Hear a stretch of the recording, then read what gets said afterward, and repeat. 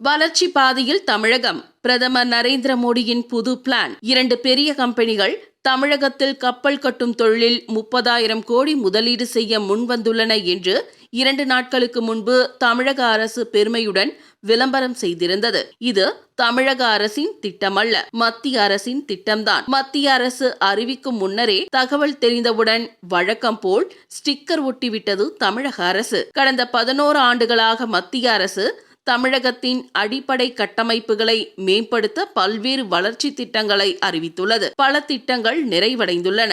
இன்னும் பல திட்டங்கள் நிலுவையில் உள்ளன. கடந்த 11 ஆண்டுகளாக நாடெங்கும் உலகத்தரம் வாய்ந்த 4 வழி, 6 வழி, 8 வழி, 14 வழி சாலைகள் அமைக்கப்பட்டுள்ளன. 2014இல் 70 விமான நிலையங்களே மக்கள் பயன்பாட்டில் இருந்தன. தற்போது இது 155ஆக உயர்ந்துள்ளது. அனைத்து விமான நிலையங்களும் உலக தரத்திற்கு சீரமைக்கப்பட்டுள்ளன. திருச்சி, தூத்துக்குடி விமான நிலையங்கள் விரிவாக்கப்பட்டுள்ளன. சென்னைக்கு 2வது விமான நிலையமும், ஓசூருக்கு புதிய விமான நிலையமும் அறிவிக்கப்பட்டுள்ளன.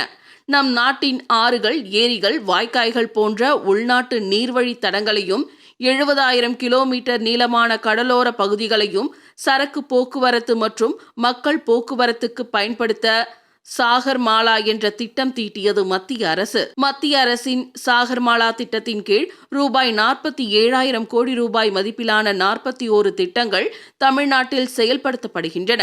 புதிய துறைமுகங்கள், பழைய துறைமுகங்களின் விரிவாக்கம், உள்கட்டமைப்பு, சீரமைப்பு போன்றவை இதில் அடங்கும்.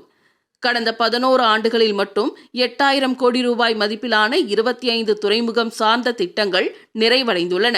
மேரிடைம் இந்தியா விஷன் 2030, அதாவது கடல் வழித்தட மேம்பாடு அறிக்கைப்படி தமிழ்நாட்டு கடற்கரை உலக கடல் வழித்தடத்தில் ஒரு முக்கியமான இடமாக மாற்றப்படும். காட்டுப்பள்ளி துறைமுகம், சென்னை துறைமுகம், காமராஜர் துறைமுகம், கடலூர் துறைமுகம் ஆகிய 4 துறைமுகங்களையும் ஒன்றிணைத்து மிகப்பெரிய துறைமுக தொகுப்பு உருவாக்கப்படும்.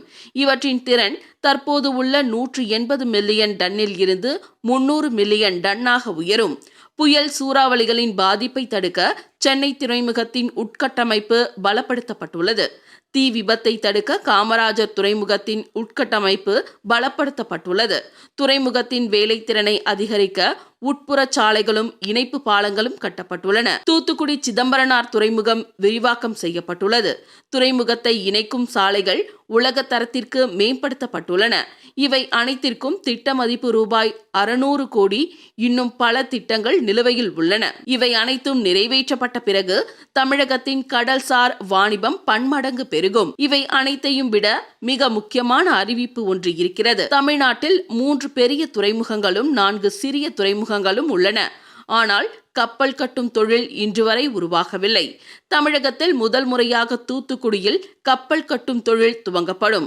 நம் நாட்டின் தலை சிறந்த கப்பல் கட்டுமான நிறுவனங்களான கோச்சின் ஷிப்யார்ட் லிமிடெட், மேசகோன் டோக் ஷிப் பில்டர்ஸ் லிமிடெட் இரண்டும் சேர்ந்து ரூபாய் 30,000 கோடி முதலீடு செய்ய முன்வந்துள்ளன. இந்த திட்டத்தின் மூலம் இந்த பகுதியில் 10,000 நேரடி வேலைவாய்ப்புகள் உருவாக்கப்படும். 50,000 மறைமுக வேலைவாய்ப்புகள் உருவாக்கப்படும். ஆங்கிலேயர் காலத்து போக்குவரத்து கால்வாயாக இருந்த பாக்கிங்காம் கால்வாய் மீட்டெடுக்கப்படும். சென்னை நகருக்குள் பாயும் கூவம் நதி சீரமைக்கப்படும். சென்னைக்கு வடக்கே உள்ள பழவேற்காடு ஏரி எண்ணூர் அனல்மின் நிலையத்துடன் இணைக்கப்படும். இவை அனைத்தும் மக்கள் போக்குவரத்துக்கும் சரக்கு போக்குவரத்துக்கும் பயன்படுத்தப்படும். இந்த நீர் வழித்தடங்களுக்கு நேஷனல் வாட்டர்வேஸ் 4 என்று அடையாளம் கொடுக்கப்பட்டுள்ளது. ஈரோட்டுக்கு அருகில் பவானி நதியில் சங்கமேஸ்வரர் கோவிலுக்கு அருகில் பயணிகள் போக்குவரத்து மற்றும் சுற்றுலாவுக்கு உலகத்தரமான ஏற்பாடுகள் செய்யப்படும். இந்த நீர்வழி தடங்களுக்கு நேஷனல் வாட்டர்வேஸ் 20 என்று அடையாளம் கொடுக்கப்பட்டுள்ளது. டெல்டா மாவட்டங்களில் காவிரி, கொள்ளிடம் நதிகள், நாகர்கோவிலுக்கு அருகில் பழையாறு, பாலாற்றின் கிளையின் நதியான பொன்னையாறு போன்ற நதிகள் ஒரு சில இடங்களில் போக்குவரத்துக்கு பயன்படுத்தப்படும். இந்த நீர்வழி தடங்களுக்கு முறையே நேஷனல் வாட்டர்வேஸ் 55, 77, 80 என்று அடையாளங்கள் கொடுக்கப்பட்டுள்ளன. இந்த நீர்வழி தடங்கள் பயன்பாட்டுக்கு கொண்டு வருவதன் மூலம் நெடுஞ்சாலைகளில் போக்குவரத்து நெரிசல் குறையும், போக்குவரத்து செலவு குறையும். தற்போதைய மத்திய அரசு தமிழ்நாட்டை எப்போதுமே வஞ்சித்ததில்லை. மாநிலத்தில் எந்த கட்சியின் அரசு இருந்தாலும் பாரபட்சம் இல்லாமல் மத்திய அரசு உதவி அளிக்கிறது. நாட்டின் ஒருமித்த வளர்ச்சிக்கு தமிழ்நாட்டின் வளர்ச்சியும் மிக அவசியம் என்பதை மத்திய அரசு உணர்ந்துள்ளது. இனிவரும் காலங்களில் மத்திய அரசின் கூடுதல் ஒத்துழைப்பின் காரணமாக தமிழ்நாடு பொருளாதாரத்தில் மிகப்பெரிய வளர்ச்சி அடையும் என்று எதிர்பார்க்கலாம்.